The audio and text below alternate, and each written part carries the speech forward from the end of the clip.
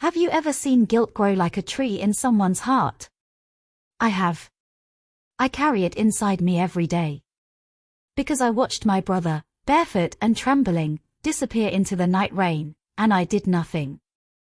I was only 10, but I should have spoken up. I should have fought for him. But fear held my tongue. Stay with me to the end, let me unburden my heart and let me know what you could have done differently if you were in my shoes. We can learn from each other, you know. They say the night cries louder when injustice walks on 2 feet. I saw it with my own eyes.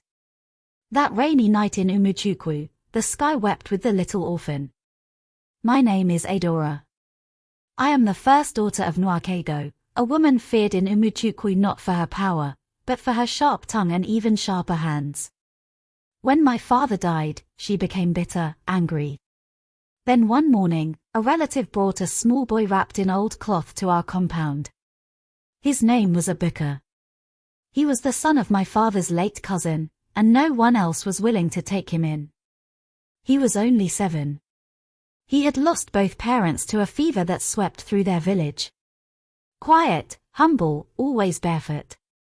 He never complained, not even when mother made him grind pepper with his bare hands or sweep the compound with a broken broom. I grew to love him secretly. He was my brother, not by blood, but by pain. That night, the rain came without warning.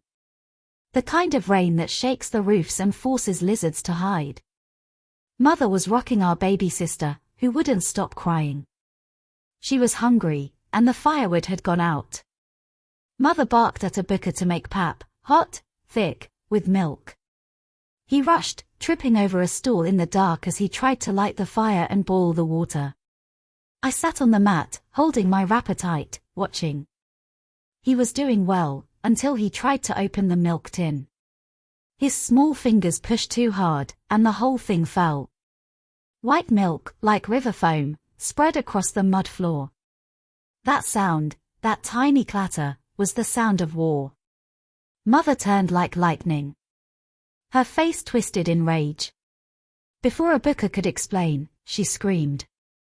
She struck him with the back of her hand, and he fell to the ground. I saw his eyes, full of shock, not pain. He reached out, crawling toward her, pleading. But her heart was stone. She dragged him to the door, kicked it open, and threw him out. No slippers. No wrapper. Just shorts and fear. I screamed, but she silenced me with a look. One look. That was all it took to freeze my voice. The rain swallowed him. I lay awake all night, crying silently, praying he would return. Morning came.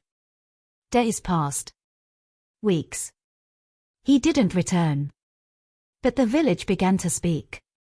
A palm wine tapper said he saw a barefoot boy sleeping under a tree near the forest.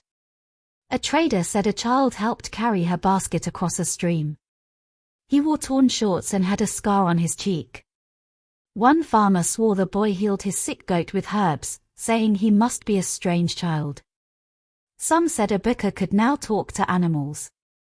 Others believed he met a wandering hermit who taught him the wisdom of the old ones. A girl from a far-off village claimed a barefoot boy saved her from drowning and then vanished before she could thank him. But in Umuchukwu, shame grew like weeds. One day, after a full 100 days had passed, a figure walked into the village square. Thin, dark from the sun, but tall, strong. His feet were bruised, but his eyes, they glowed like morning stars. It was Ebuka. No one recognized him at first, not even me. But when he spoke, calling my name, my knees gave way. He hugged me. He forgave me. He forgave us all. Then he did something no one expected. He built a small shelter beside the river. A place for children with no one to care for them.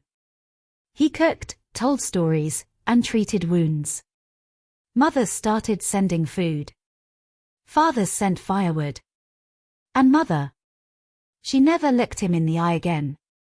Her shame was louder than her voice. Ebuka became the heart of Umuchukwu, The barefoot boy who walked through storm and sorrow and came back with love in his hands.